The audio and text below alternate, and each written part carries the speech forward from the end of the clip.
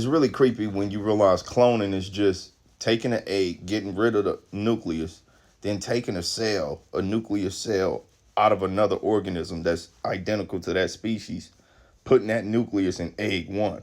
What's crazy is the material will take shape of the second clone. So out of the nucleus of the second one, out of the second test subject, it will take that shape, but it won't maintain.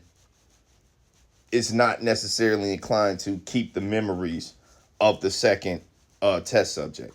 So it might behave differently because although it came from the nucleus of the second test subject, because its inhabitants took place in another egg, there comes the risk of a biological disconnect to on some level to where it's not going to be an exact match, but it will be relatively very close.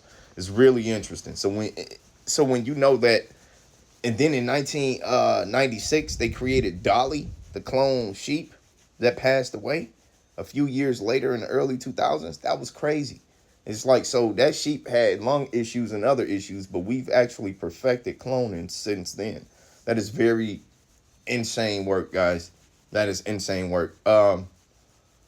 It's illegal to clone people, but when people talk about these rappers and things of that nature being clones, it actually starts to make more sense. Like, oh yeah, cloning is not just, we know cloning is real impossible. The real question is, are they cloning people?